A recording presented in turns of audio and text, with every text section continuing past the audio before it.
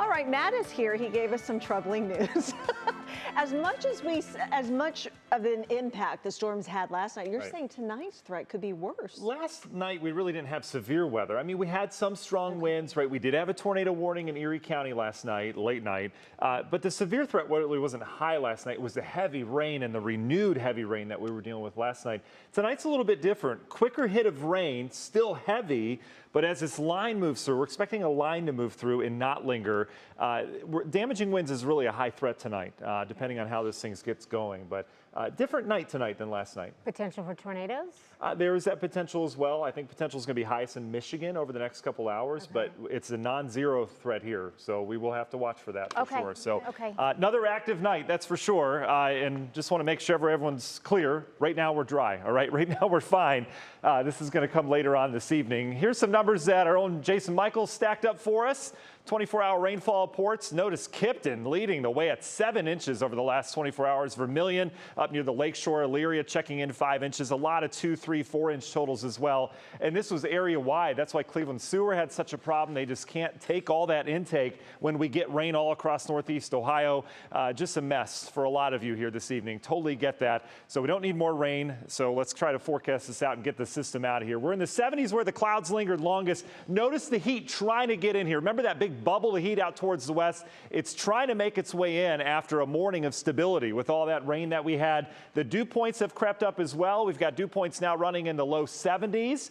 So it is tropical outside, and in terms of that crazy heat, well, we're not quite there yet, but we do have readings in the mid to upper 90s out in western Ohio, but the heat's not going to quite get here. It's hot, it's humid, I get it, but nothing compared to what they're dealing out towards the west. Radar's gone quiet, had a couple cells left over this afternoon. You notice there's a couple little downpours out over the lake. That is not the main show at all. Those may bring a brief shower or downpour in here over the next couple hours. Most of us will be dry, though. Here's our heat. Eventually, over the course of tonight and tomorrow, it's going to get squashed back to the west for the first time in about a week. But to get there, we've got to get a frontal boundary through. And here's our front right now sitting off towards the north. Remember, when we talk fronts, that's an area where winds converge. There's no rain down here because there's no reason for the air to lift. There's no forcing mechanism to push that air up. What the front is a wind coming from the north in this case, and that strong southerly wind, so that wind comes together and boop, can't go down to the ground, so it goes up into the air. So this is our reason, despite the instability all over the place, to produce that uplift in the atmosphere.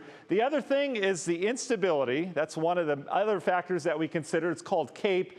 But in terms of atmospheric energy, we really didn't have it this morning because of all the rain and clouds. Notice how that sliver of it's trying to get in here. Remember, we've got a front coming from the south. So this area is prime. National Weather Service saying they have not seen numbers in terms of atmospheric energy as high as they are tonight in Michigan.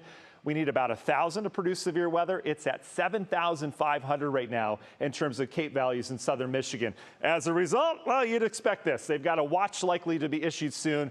Whether it's a tornado watch, severe thunderstorm watch, doesn't matter. Severe threat will be moving in here tonight. Storm Prediction Center agrees that highest threat's going to be our lakeshore counties down to Akron. Depending on how this line evolves, all of us are in a severe threat tonight, but especially towards those lakeshore counties. And we don't need any more rain, and with more rain in the forecast, well, we've got that flood watch that continues. This is a first at Channel 3 weather, all right? Betsy's laughing in the background.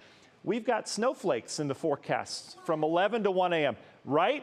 Crazy weather. Boy, we've seen crazier things this year. So we had to go in and say, what on earth's happening? It's detecting severe weather, which it rarely does, and it's probably a hail icon. And they don't have a hail icon, so they make snowflakes. So it's not going to snow tonight. We may have some hail with us, but that's our severe weather windows, anywhere from about 8, 9, 10, and then 11 o'clock at midnight or so from north to south. So very interesting here. I don't want to alert anybody or alarm you in terms of the snowfall. Here we go. National Design Word Hour by our forecast. Here comes our line of storms. Remember, this is a model. Don't take it for truth, but it does pick up on that line sometime after 8 o'clock coming from north to south. Is it not going to hit Ashtabula? Absolutely not. This certainly could. We could see it in a different direction, but bottom line, that line will be coming across the lake. Damaging winds are your primary threat with that as that moves through. Can't rule out tornadoes or hail as well. In terms of rainfall, again, I would take this and spread it east. but we're looking at another 1 to 2 inches of rain, all right? And that's not going to be for everyone. That's going to be where the red part of that line moves through. Damaging winds, your primary threat. Hail, tornadoes still there as well. And obviously, we're concerned about flooding. Where do we go from here?